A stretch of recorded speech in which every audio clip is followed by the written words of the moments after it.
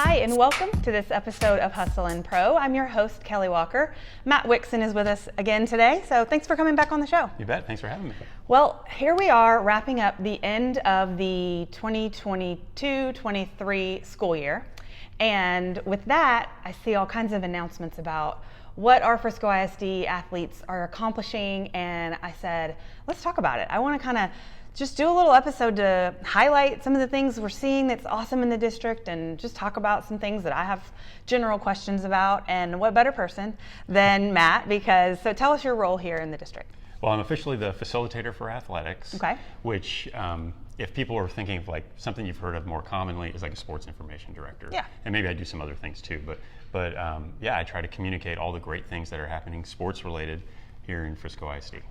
Well, and that's what we're here to talk about. All right, so when I say all the great things, there are a lot of accomplishments that I want to run down, but there's a lot more to it than just that, right? This is not just how far does each team or individual athlete get into a postseason scenario. Like I do fully acknowledge that there is a lot more to it than what these students are getting out of being in athletics than the stats. So that being said, I do want to cover some of the stats because it's fun and it's just cool to recognize the teams and the coaches and the student athletes that are making these big waves here in Frisco. So I guess let's start with that, just sort of some of the notable seasons. I have a couple notes, but I'm curious from your point of view, when you see it all, when we look at this whole school year. I mean, We're in May, but man, stuff starts on before the first day of school with like volleyball. Yeah, way back in August. Yeah, so tell me kind of what are your highlights? Well, I would start with, yes, every year is kind of our baseline is that we're about opportunity in Frisco ISD, so you're going to give those great experiences to these athletes.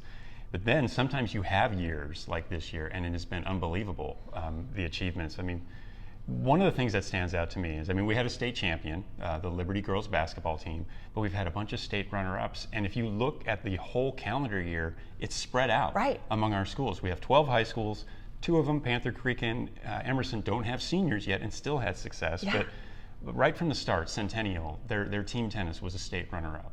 And then you go into volleyball, it's still in the fall. Reedy was a state runner-up. Right. You get into basketball. I mentioned. I happened to be at that game. That was fun. It was fun. A fun run because that's really my kiddo's school. So and volleyball is a very exciting. Deal. Very exciting. If you want to go see a volleyball match, high school or any level, and you haven't before, you should go check them out. Really cool. Very exciting. So yeah, that was right off the top of the school year too. Yeah. Yep.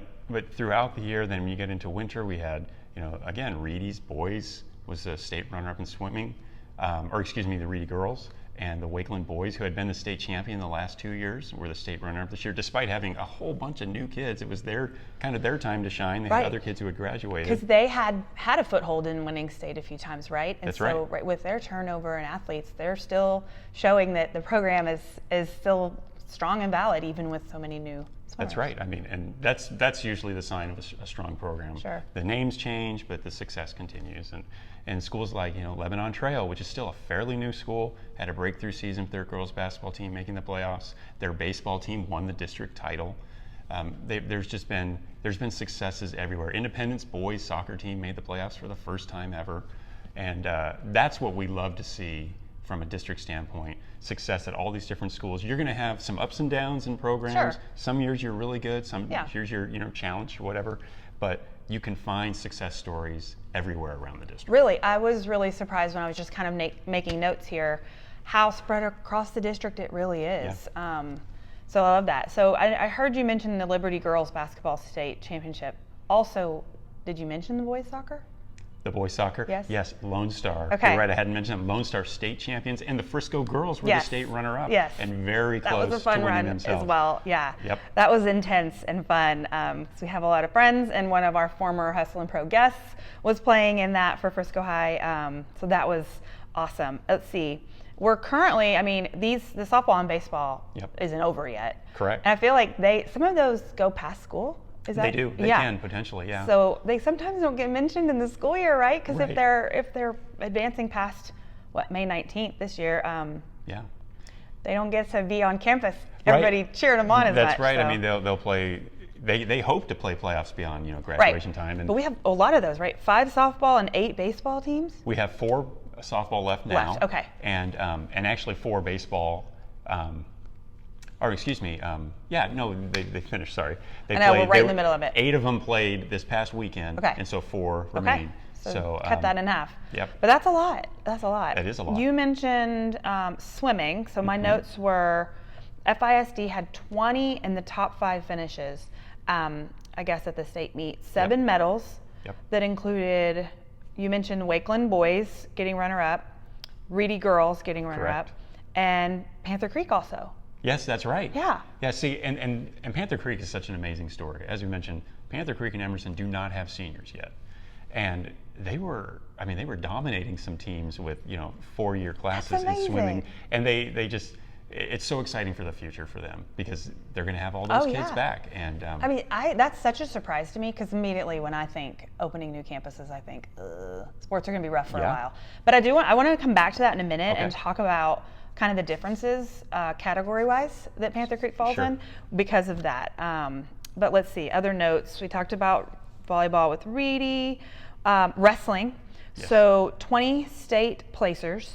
So there's an individual note I was going to make here. Memorial wrestler Caitlin Flaherty won state. That's right. First state champion for Memorial. Amazing. Yeah. That wrestling appearance included 11 Frisco schools. Yes. Yeah. That's crazy. Again, it's across just the board, yeah. you're going to find great sports at all our different campuses. Yeah, and then let's see, track is more recent. That was regional, 33 medals at regionals, 10 individual championships, different events. And the state is coming up where we're pretty excited about what we can do at state. Okay, so we're still in that. Okay. And then let's see, the story that you guys put out recently was Panther Creek's success story, Phelan Lott winning 3 gold and 1 silver. Yeah. Wow. Right, and she was a key part of that Memorial girls basketball team that last year was the state runner-up. Oh, okay. But with the opening of the school, she went over to Panther Creek and. I didn't know that. Panther Creek, yeah. So she's over there, carrying it on over there. And boy, she's very talented. That's going to be fun to look at. That's to watch cool. for state. Okay, so when you talk about state track and field, this list. I mean, you can correct me if this got cut down after regionals, but. I mean, I'm seeing schools: Wakeland, Independence, Frisco High, Liberty, Centennial, Liberty Trail, or Lebanon Trail, Heritage, Lone Star, and Panther Creek. That sounds right. I mean, that's... They have all got participants, incredible. They're competitors. Yeah. Tennis, state medals for Liberty, Centennial, Wakeland, Lebanon Trail. I think that's it. I might have made one more note. My scribbles, it's hard to read. Tennis is a fun one too because you have team tennis in the fall when Centennial was a state runner-up, and there were a few teams that could beat Frisco teams other than Frisco teams. Right. They would play each other and knock each other out. And then again in the spring, it was just loaded when they went down to state in San Antonio. Frisco kids from all these different campuses. I love it. That's so cool. I have so much pride when I hear that. Golf. Centennial boys and girls won regionals. And those are still coming up. They're going down to state. And from what I've heard from the people who know a lot more about golf than me, I think they really have a shot to do something at state. Yeah. That's so exciting. Okay, so I blended in a couple of individual accomplishments there too. But one thing to note when we talk about not just on the field or on the court things is that some of the other accomplishments like academics-wise with our student athletes, I saw that there were Frisco ISD student athletes had 12 that made the highest possible score on SAT or ACT. Well, that was actually all of our students. Okay. So it was. Oh, it's not just athletes. Correct. It was highlighted in an athlete's story that we did that. But obviously Frisco ISD is so known for its academics. Yeah. I just read that and wondered if that was I read that wrong, but. Still, they are pushed to higher standards in the classroom, and remarkable when you see all the academic all districts come out after each season. I mean, there are so many kids on there. Yeah, and it's true that we've found, and it's not just athletics, extracurriculars, your fine arts, your band, all that.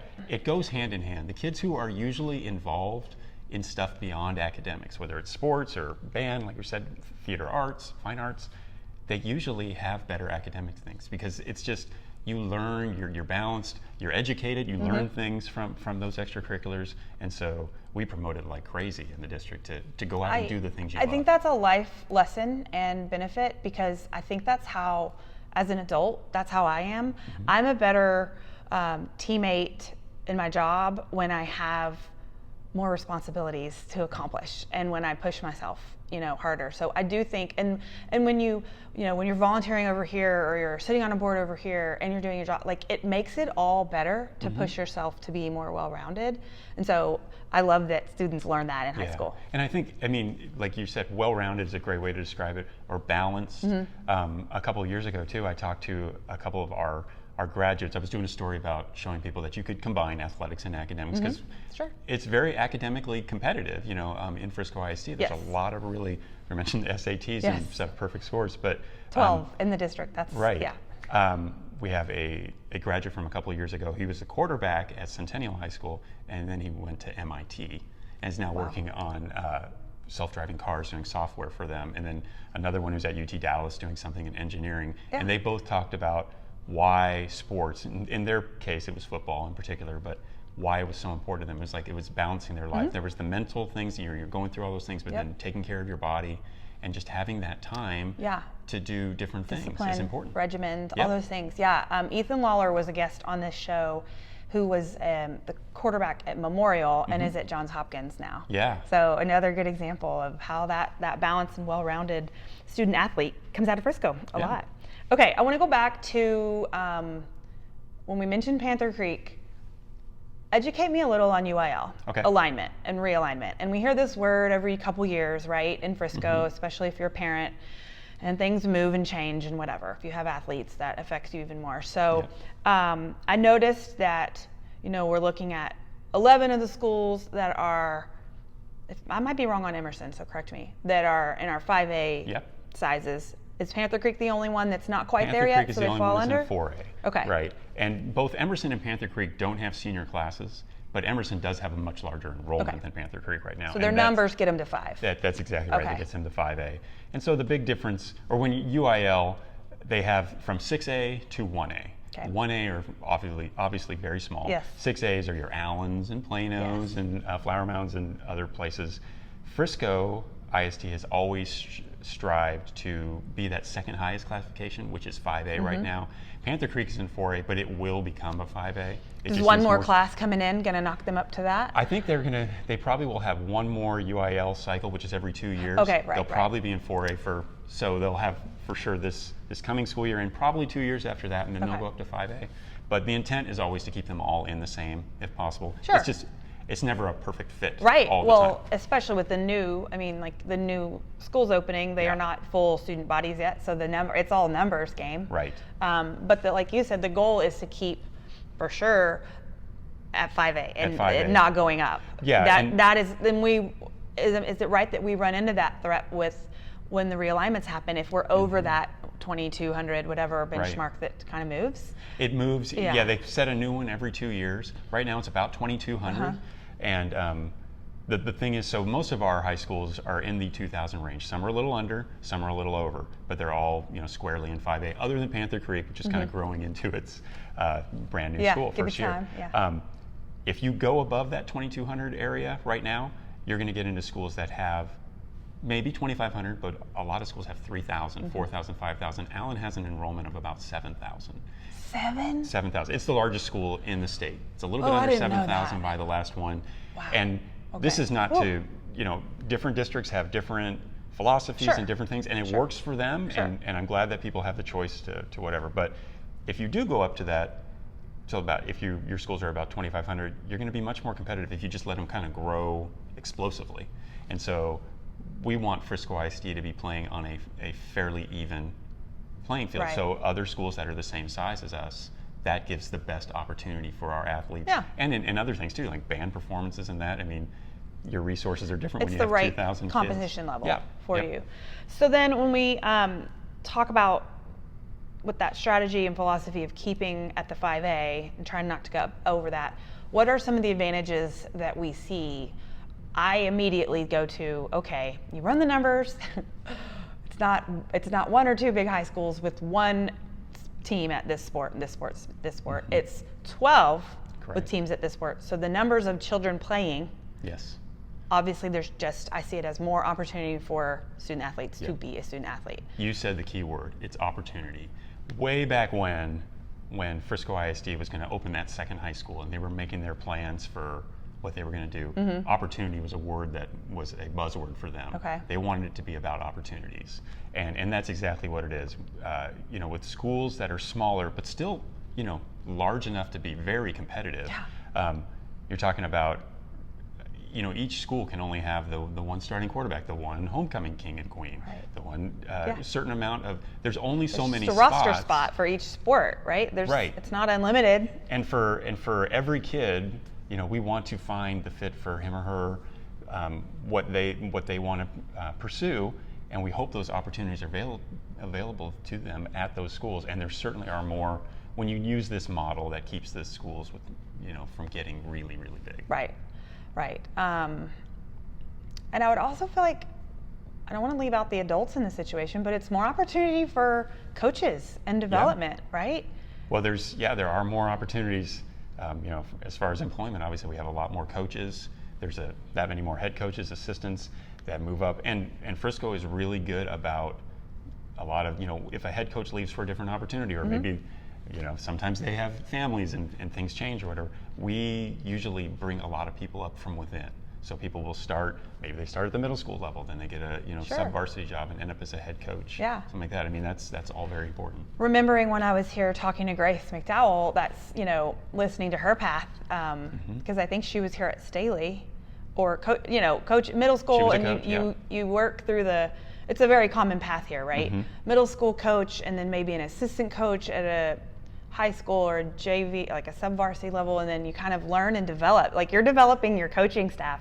Yep. Just like you're developing student athletes to be leaders. They're learning through that whole process and waiting for their opportunity, not unlike a student athlete who is learning from the older kids, waiting for his or her opportunity, and then that time will come for them. Okay, but let's talk about how that also impacts these new programs. Like we keep saying Panther Creek. Yeah. Before that, right, it was Emerson, Memorial. As you build these new schools, you're opening new athletic program or starting new athletics programs, which is I think, tough thing to start from zero. Oh, it is. So yeah. are you, the strategy is never to start from zero. Are you pulling in experienced staff members from across the district to help those programs start? Yes, yeah, we definitely are. And you're right. I mean, if you talk to a campus athletic coordinator or any of those individual head coaches at those campuses, they talk about the challenges of starting it, because you have to create a culture. You have to create a tradition. There's nothing there yet. There's not the older kids to say, here's how we used to do it. And all the cool stories you hear, and all the empty trophy cases. Like, literally, you're going into a building with nothing solid for them to aspire to. Or to see what's possible. It's really hard for them. And we did. I mean, when Panther Creek opened, Clint Surratt is the campus coordinator over there. He has a long history in Frisco ISD and was over at Lone Star. And then Kendall Miller, who is the coordinator at Emerson, well, he wasn't in Frisco ISD, but he was extremely well respected. He was at Lakeview Centennial in Garland. And he is the president of the Texas High School Coaches Association. So, I mean, we're really excited about having the caliber of those kind of people to lead those programs.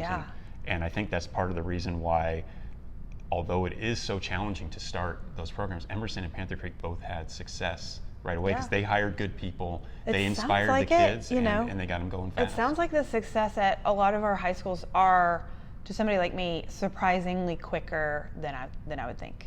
Well, it is surprising. There's no doubt it was surprisingly quick how good Emerson's football team was. Panther Creek football also made the playoffs. You mentioned Panther Creek swimming and girls basketball. I mean, they've just been a big presence for them this first year.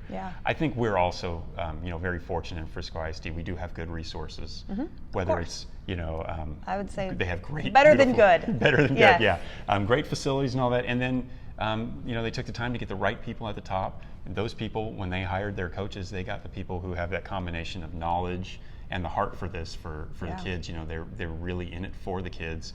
And that shows. It totally shows in your success on the field, in the court, in the pool, whatever, but also just on the campus and in the community. It totally shows, because no athlete, whether they're a 13-year-old 7th grader or an 18-year-old senior playing for somebody, or a professional, you don't play hard for someone you don't believe. Right. And you don't think is there for you. Like, you just, you can't manufacture that. If you are a good coach, you can get kids to run through a wall for you. We don't want to run through a wall, Right. but you know, metaphorically, yeah. But absolutely, and I see it all the time. Their kids, Yeah. Because those kids know how much that coach loves them and how important it is to that coach to see them succeed. Right. And They so, show up for each other. You know, and I mean, that's from my long time here at Frisco ISD and before at the Dallas Morning News as a writer. I absolutely love to see the connections that coaches would have with their players and see how much joy they shared in seeing the success of each other. Yes, that's the good stuff. Yes. Yeah. I love seeing those stories, and they're all over Frisco ISD. Yep. I've seen them personally with my kids being athletes here, and so that is the good stuff. I don't mean to put you on the spot because I don't know if you know this stat, but I'm curious, and I couldn't find it, and rough numbers would be bad. But what's our student athlete count? Like, what are we looking at when we say a district? Mm-hmm. I'm going to go up to a 65,000 student district. Like, right. Okay, so what are we looking at as far as how many of those students are athletes? Including middle school, it's over 10,000. Okay. Yep. Okay. That's a lot. That's a lot. That's a lot of kiddos you guys are running through we do. sports a lot all the of time. coaches, a lot of kids, all those things, but that makes us excited and proud. Right. Because we know how that can impact them. Yeah. Oh, it's so many. And I think I was seeing something that reading a signing day article you guys put out that is there like a 7% of high school athletes play in college kind of That's number? Right. Mm-hmm. And we see at FISD signing days, there's more than one of them a year. So it's, I don't know the compiled numbers, but you see, it's not uncommon to see over 100 students signing to go play in college at any given signing day, right? Well, and at through this school year, we're getting up close to 200 across the district total. Yeah. And it's amazing. And I mean, it's to so huge great. schools, small schools, super academic schools, you know, it's all over. And again, it's so thrilling to see what that means to those kids and to see how proud their coaches are when they see them achieve, you know, what's a dream for them. So like kind of full circle to wrap this up, when we touched on all these notes about different sports, we didn't say a lot about football, right? I know some teams made it deeper into the playoffs than other years, football-wise. But I feel like the story there is there are so many football players from Frisco that go on to continue playing football in college. Yep. So we might not be winning all the state championships in football, but we're producing a lot of really quality, talented football players that continty their career. Including Nick Bolton, who played linebacker for the Kansas City Chiefs for the Super Bowl champions. Yes. I'm really excited to see his success because, boy, is he beloved over at Lone Star and throughout the district. Lone Star, okay, yeah. Yep. And, you know, before that, we had Jay Ajayi, who played at Liberty years and years ago, and then played in the Super Bowl with the Philadelphia Eagles. It's hard for the Cowboys fans to hear, but yes, I know. But he's a good local community supporter, so it's all right. It's great because we have now, as this district gets bigger, you bring in more recruiters. They see the football talent here, and for all sports. But we're putting out a lot of names out there, and I think this success is just going to keep blossoming. We're going to hear more and more kids getting in major leagues. But and not just all that athletic success. I love just hearing, hey, maybe I played basketball at Centennial, and now look what I did. I graduated from Harvard or Princeton or something. I'm doing these amazing things. Yep. And that is a really cool thing about being in a large district. There's a lot of great stories of kids that are going to go on to do amazing things. Exactly. So everybody watching and listening, I urge you to go follow along with these stories. Even if you're not a parent in the district, it's still really interesting and really cool to see what these student athletes are doing. And so Matt's team puts out great communications on, teams that are going on in advanced levels of the playoffs and individual stories, and even the FISD podcast will highlight student athletes here and there. So check those things out so you can stay tuned in with all the great things happening here in Frisco. So thanks for your time. I know it's busy. I know. I mean, it's fun to talk about Frisco ISD sports. Is, I'm good with it. But there is not you don't have a down season in your job because your season, sports season is all year here. Good problem to have. We're always good at something. So thank you for joining us again as a repeat guest on the show. And I mean, as we wrap up this school year, we'll run right into the next one and do it all over again. And hope it's just as good next year or even better. Yes. So thank you for watching or listening to this episode of Hustle and Pro. Be sure to follow us on Instagram at hustle_and_pro to check out the latest. See you next time.